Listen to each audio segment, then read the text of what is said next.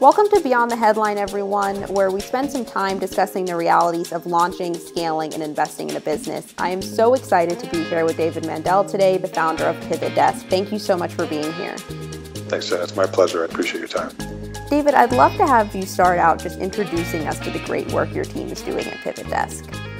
Sure, happy to. So at PivotDesk, we're founded on a very basic principle. Having done my own and worked with many startups in the past, I realized that there's a real dilemma about growing your business, and that dilemma is very simple when you think about it. It's real estate is very static, and businesses are very dynamic. And we've been trying to jam dynamic organisms into static structures for way too long, and that's just not how it should work. So at PivotDesk, what we really do is we help entrepreneurs find room to grow their businesses the way their businesses should be growing. Right? So if you're a small company and you're not ready to commit to a long-term lease yet, we find you a great way to share space with a company that has extra space and manage everything involved in that process, so nobody has to be a landlord or worry about any of the details. If you're a growing company and you have to commit to a long-term expensive lease, we make it much easier to do that by offsetting that lease risk, by sharing that space with another great company, helping out those companies, driving revenue, bring a lot of energy into your office, all until you need your space back. Where if you're growing and need your space back, you can't have your own space back. And if you need to open in a new market, we get you up and running in a week and give you the time to figure out, do I really want to invest in this market? Where do I want to be? I can work with my broker. I can figure out my office situation, right? But it's really about an expansion platform for your business to allow you to grow your business the way your business should grow, not the way real estate dictates. I love the example you gave just a few minutes ago that you can have a company in New York who leases a 20,000 square foot office space, and they have another company come in and work. And then when it's time for them to expand to San Francisco, they go and work at another company. Yes, I mean, like, this is something that I've dealt with many times in the past. And honestly, I'll use us as the best example. We have many customers that do this, but we're a great example right now. So we're based in Boulder, Colorado. We have a great office down here, but we have about 3 feet. We only need half of it. We share that other half with 2 other companies who drive great revenue. They're awesome companies. They bring great energy into the space. So we host them through PivotDesk here. But now I have people in New York, Boston, San Francisco, and a few other markets, and I don't have leases in any other places because I use PivotDesk to find space in those other markets, right? So we live on both sides of the marketplace at once, right? And it's a great platform, and we have a lot of customers now that kind of live in that space where they're growing in one market. They have to take a big lease. We help them offset the lease risk, but they want to launch in a new market. We get them up and running as a guest in a week. So it's kind of a great platform that way. With other players in the market, what would you say are the 3 core things that differentiate PivotDesk? So when you say other players in the market, I assume you're talking about like a WeWork or a co-working space. Yes. Or something like that. Yeah. So spaces are great. Like if you're 1 or 2 people, maybe 3, kind of trying to figure out life, and you just need a great place to work right now, co-working spaces are awesome. They get you up and running in a day or 2. They get you good space. But at some point, you start to build your own culture as a business, and you start adding 3 or 4 more people.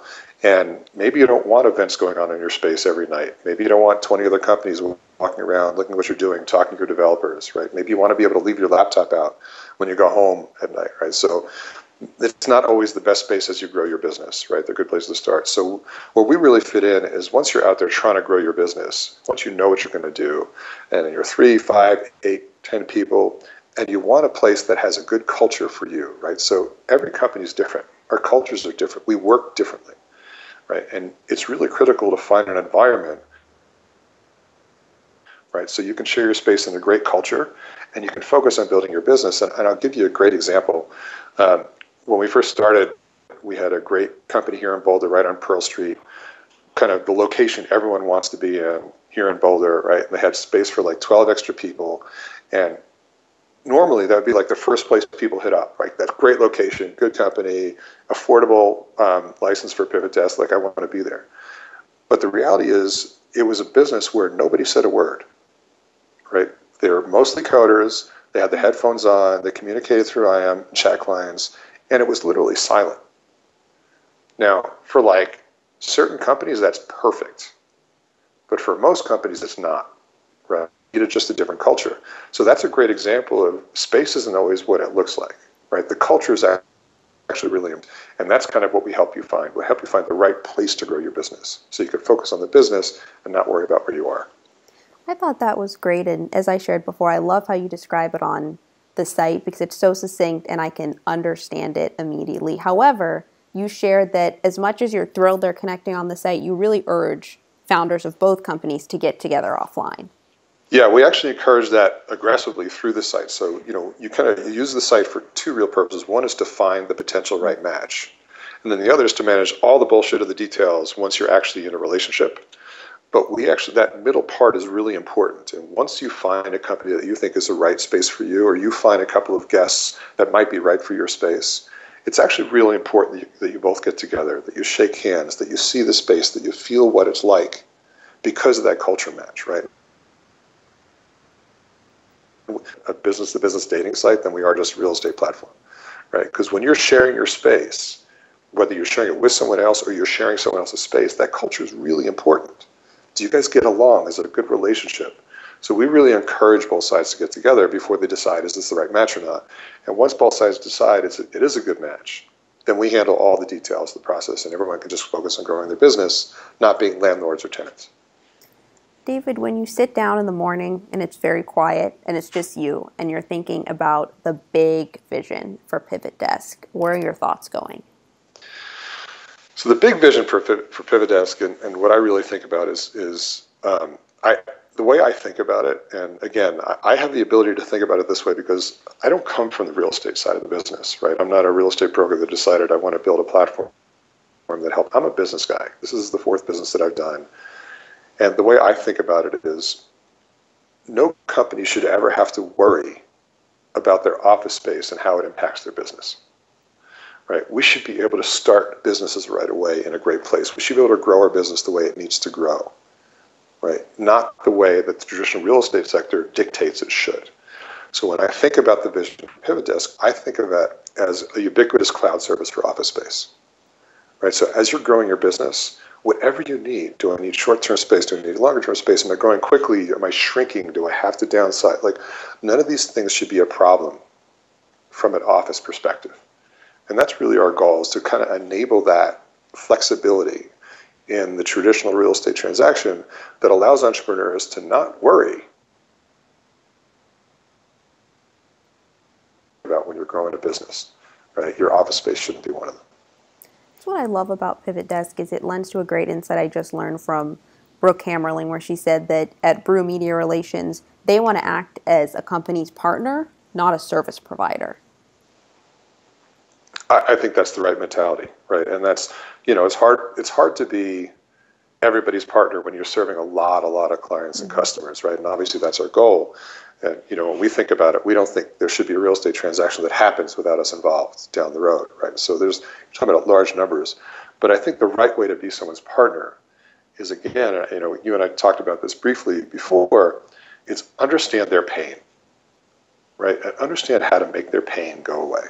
Don't try and sell them something, right? And if people on business and people are sitting there trying to do their business, if they think about you as a way that eliminates a pain that they would normally have to deal with, that's the best way to be their partner, right? And to be not a service, but a real partner that they rely on to help them grow their business in whatever the way they need to. So I think that's the right way to think about it. And when I mentor a lot of the other startups that I work with, that's kind of the one thing I push hard on too. I'm like, what's the pain that you're really trying to solve? And do you really understand your customer's pain as opposed to just some awesome technology that you're trying to push out there, right? And, this is my fourth business. I've been on the other side. I've been in the seat of virtually every one of my customers, right? And I've stressed about personnel issues, and I've stressed about office space, and I've stressed about fundraising, and I've stressed about everything they deal with.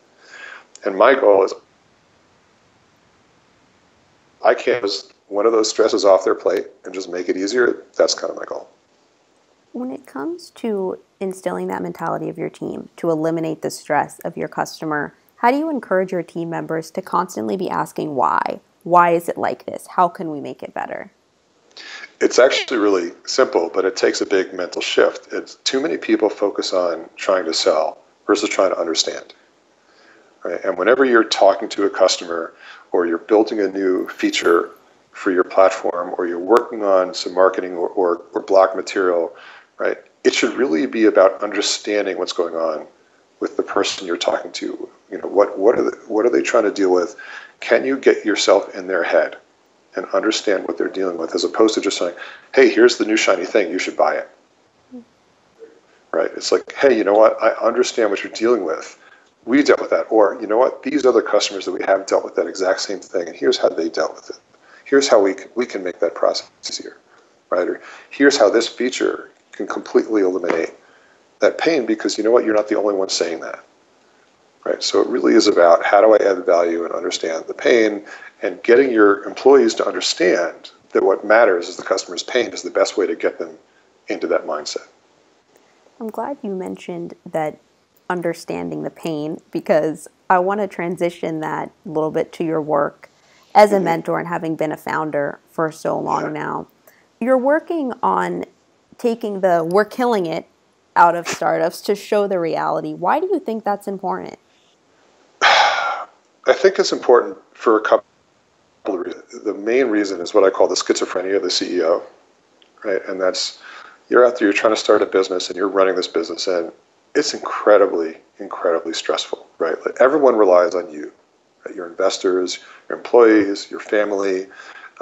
It's a very, very lonely position, and people don't realize that, right? And the real reason is people that haven't done it, they read articles, they hear stories, they don't understand the reality. And the truth is, the articles and stories, they're designed to have some, excitement. You want to hear awesome things. You don't want to hear bad things, or you want to hear horrible things. Not good. There's stories that want to be about the middle ground and the everyday.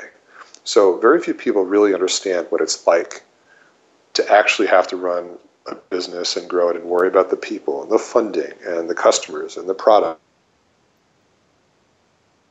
And every day say, oh, we're killing it, it's awesome, right? And you're lying, right? 99% of the people, if not more, that say that are totally lying, right? They're struggling. They'll say that to some person with a smile on their face, and then they'll turn around, and as soon as they turn around, their smile disappears, because they all of a sudden feel the stress. And it's really important that people understand that they're not alone. Right, so people that do that say, oh, we're killing it, and they turn around and they're completely stressed and depressed. Yeah, they feel like they're the only ones, right? They feel like everyone else is killing it. I have to say I'm killing it, right? And it's not fair. I feel like I'm lesser or failing if I don't talk about the reality, right? But the reality is 99.9% of the people you talk to aren't killing it. They're busting their ass every day just to get that next round of funding, to get that next customer. They're stressing because one of their best employees is leaving, right? Or someone's poaching them, or their competitor's coming out with a new feature or product. Like, this stuff is really, really hard. And it's really important that we're honest about it, because that's the best way to help each other.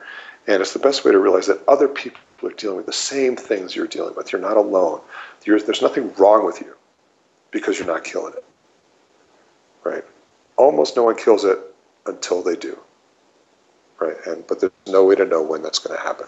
So being honest with ourselves and being honest with our peers is really important also. So that's kind of why I take that stance. Again, this is my fourth startup, and I've seen it so many times, and I've seen people suffer because of it, and we should just forget it. I'm glad you shared it in that light, because it reminds me of a great post that you did about high valuations, and you explained it as, the day of funding is great. There's a really nice headline on TechCrunch, and then the next day is the most challenging day, and suddenly you feel like you're scaling Everest in a bikini. I thought that was so well said.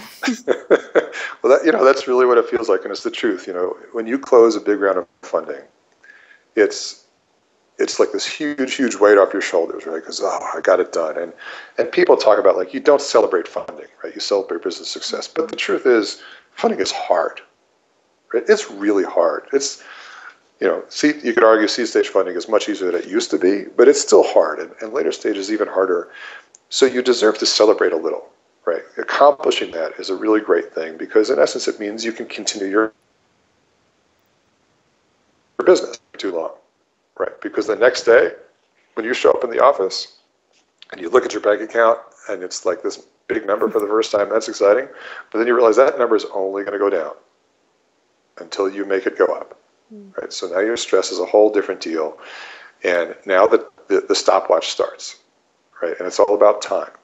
And can I make my business valuable enough to either be profitable or to increase the valuation so I can raise another round of funding before that money runs out, right? So it's, even though it seems awesome, and people like to talk about, oh, they raised 20 million or 30 million or $1 billion valuation, right? Like that stuff does not equate to success, right? It's still the reality of keeping that business going every day. And it's okay to celebrate for a little while, right? But then you got to get right back to that stop. I gotta get this company to the whole next level now, and I got to figure out how to do it. You describe it really well as getting a super big ice cream sundae and eating the whole thing by yourself. You're the one who ends up with a stomach ache. Yeah, so that was really a result of a lot of the articles I saw coming out of very, very high early stage valuations, mostly in the Valley, although some in New York. Companies with no revenue, no customers, just cool product, raising money at like $10 or $20 million pre-money valuations. And the truth is, they have no idea what they're doing, right? Like it sounds cool, right? Because you want to think like the higher the valuation, the more awesome your company is. But what you're really doing is a bar for your business. And people don't realize the way investors play in that space, especially in the Valley and to a degree in New York as well. There's a lot of investors out there that are willing to put a little bit of money into a company at a very high valuation because they'll win the right to invest. But they realize that company is now on total test basis, right? And they do this a lot off a bunch of companies, right? So they're playing the market and they're just waiting to see which one matters. And if you're not that one, they can get your company to be worth that amount of money before you run out of that $2 million you raised or whatever it is. Now you're dealing with a whole different issue, which is how do I raise money at a lower valuation? How do I deal with a down round or a flat round, right? If that same investor that came in at the 20 million pre isn't going to reinvest, that sends a really bad signal to other investors. So that's where you end up with this, and then you get this term sheet with this huge valuation on it slid across your desk. Like that's this massive sundae that looks so appealing and amazing. But you swallow that whole thing and you're going to be sitting in a corner with a bellyache and you're the only one that's going to be suffering. Right? So it's really about how do I think about what's right for my business, not what XYZ company raised or what the other company raised. That's not really what matters. What matters is what do I need to get my business to the next level, and what valuation do I think I can build with my business over the course of time I have to run with that money. Hopefully that makes sense and I wasn't too rambling. No, it makes sense great. And as you talk about making hard decisions for your business, I shared with you the first post in your blog series, Been There, Done That, was about your co-founder, Kelly, leaving. And he described it in his personal post saying, I started visibly shaking, my mouth turned dry, and I was having trouble breathing. And you could feel I can feel it as you describe it. It comes right back to me, yeah. How did you make that decision? It was an incredibly hard decision.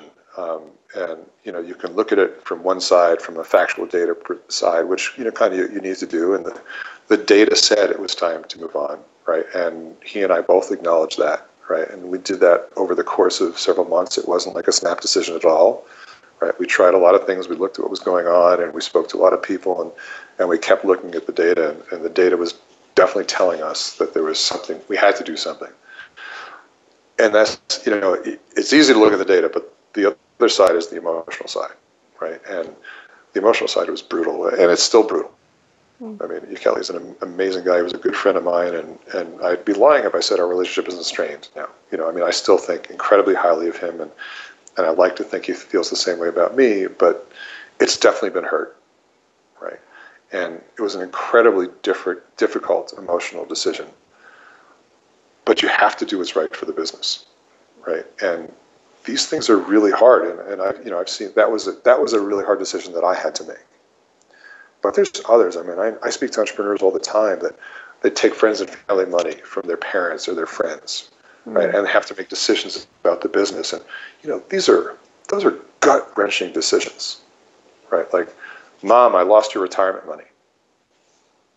how do you deal with that kind of stuff, right? So this is not for the faint of heart. Starting your own business is an incredibly difficult process, and you need to be ready for how hard it's going to be. And I think one of the best ways to do that is to actually find people to speak with, right? So find mentors and peers and friends that have done it, that have started their own businesses, that understand what you're dealing with, that aren't vested in your business, right? And that's a really key point, right? It's hard to talk to your board about this stuff because you just can't, right? They're vested in your business. They're financially involved in what's going on. It's hard to talk to your employees because, at the end of the day, you have to make the decision. Mm-hmm. Sometimes it's even hard to talk to your spouse, your significant other, because they just don't understand all the subtleties, dynamics involved, right? So it's really, really important that you find people you can speak with that have been there, that have done, that understand you, but are not vested in your business mentors, because that's what's going to help you get through the hard parts. One of the things you shared in that post, which I really admired, was that when you went to your mentors and your advisors, you didn't say, hey, what's your advice on our situation? You said, what have you seen happen before? That was such a light bulb for me. What are some of the experiences that they shared, of course, without sharing anything specific that they had seen? Yeah, and I think that's really important too, because no one really understands your specific decision, your specific situation other than you, but people have pattern recognition. Right, so they may have seen similar situations or other companies that have dealt with something similar, and no one can make the decision for you, right? So you don't ever want to say, what should I do? Right, you want to say, hey, have you seen this in the past? How did this company deal with it? What was the result? Because really what you're doing, and this goes back to the data side, is you're gathering data. Mm-hmm. Right? And you don't want to make a snap decision, right? You want to understand, like, what worked well in the past, what worked bad in the past, how do I apply that to what I'm doing? Because, when lights go off and everyone's out of the office and you're sitting there by yourself, like, you're the one that has to make that decision, right? But getting the data and understanding how it's worked in the past is much better than just trying to make a decision in a vacuum, right? So asking the right questions is really, really important. What are some of the questions that you ask when you're in a difficult situation to understand what others have done? So obviously it depends on the situation, right?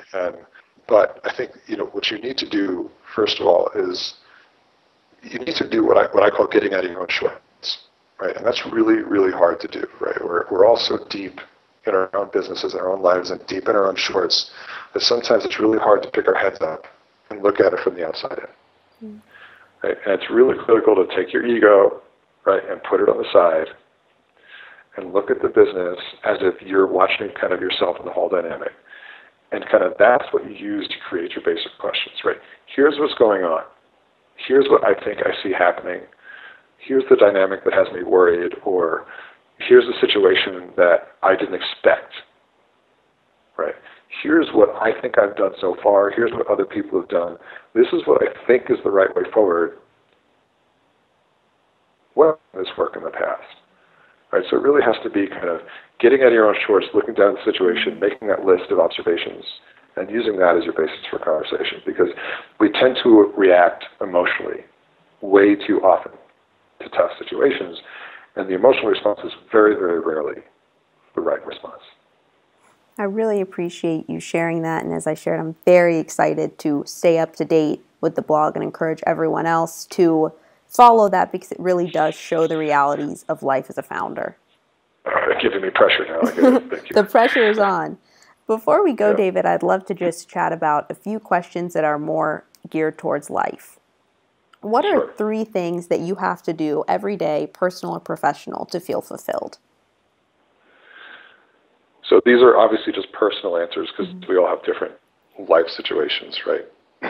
But I have a wife and I have 2 kids, and I need to feel every day that I am in touch with my kids' life, right, and my wife's life, and kind of and they're 2 separate things, right? So when you talk about work-life balance, I'm not a big fan of the term work-life balance, because I think they're actually very combined, right? You really can't separate the two. I've yet to see someone that's really successful at actually just now I'm work, now I'm life, right? Because they're both kind of the same.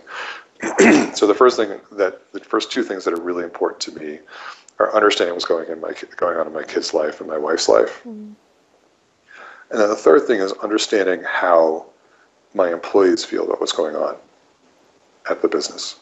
And I think that's really, really important because, they're not only are they the ones that are going to make you successful or not, but they're a great barometer for what's going on in your business. And it goes up and down all the time, right? You have to constantly work to kind of keep that energy up and keep people focused. And, we had a meeting 2 weeks ago because I've been traveling a lot. A lot of the other people have been traveling a lot. There's a lot of people on vacation, and we kind of felt almost this empty feeling in the office. And it was really obvious, like, we have to fix this, right? Because with everything else this is the priority. Because if we don't fix this now, everything else is going to suffer. Mm. So for me, it's very people focused. Obviously, as I said, it's about my kids, it's about my wife, and it's about my employees. And if I can get a good feel for what's going on across those three things, then I can kind of say, now let's get deep into the business, right? Does that make sense? No, that's great. And lends to the last question as you talk about how busy life can get. I learned a great insight from Jonathan Trias that as life gets so busy, the only thing that we can do to stand out is to be the good type of crazy. Why are you the good kind of crazy? Well, hopefully I am. I mean, I don't know the answer to that question. Right? You'd have to ask other people. As far as I'm concerned, I'm just crazy. I don't know if there's a good type or bad type. But I think what matters for me, and again, this is a very personal answer, and this is not people are different, and there's no right or wrong answer here. But for me, I think about it this way, and it sounds a little weird, but you got to kind of hear me out. I assume that I start every day with very bad biases, right? So I assume that I'm not looking at things the right way. I assume that I grew up in a certain way that affects my thinking, and I assume that life is I'm a flawed person, and my goal for the rest of that day, and kind of I guess what drives my good crazy, is to always make that better. Mm. Right? So think about everything I say, think about everything I do. Is it making it better, right? Am I feeling better about who I am? Am I feeling better about how I'm helping others? Am I feeling better about, am I driving the business forward the right way? Because there's a lot of ways to drive business forward, and some are right and some are wrong. And those, again, are personal decisions. But I think what drives my crazy is I have no patience for people that don't try and make things better. And I work aggressively every day to make me better and to help others be better. And that's kind of what keeps me going. Did my mom tell you to say that? Because that sounds like some advice I've been hearing a lot. It's very well said. Thank you for sharing that. Thank you. David, before we go, how can everyone stay up to date with you and really gain an understanding of what you guys are doing at PivotDesk and how it can affect them as a small business or a very large business? Well, I think, the best, and thank you for asking, by the way, that's very kind of you. And I think the best thing you can do is, again, read the blog content, because we talk about pretty real stuff going on here, and that'll give you a good insight into what's going on. Talk to other entrepreneurs and say, look, you shouldn't have to worry about office space when you grow your business. There's great solutions out there. But third, and I think most important, just when you see other people struggling with things, if it's something we can help with, great. If it's something that someone else can help with, great. Because this stuff is really, really hard. And I have no patience for the status quo. I do not believe that our government or big business is going to help our country and our culture. I believe it's entrepreneurs out there busting their ass to do the right things that are the ones that are going to save us. And anything we can do every day to make it easier for them to build great businesses and help more people is what we should be doing. I love it. Thank you so much for being with me today. Thanks, Jen. It's been my pleasure. And anything I can do, please feel free to reach out. I'm always happy to help.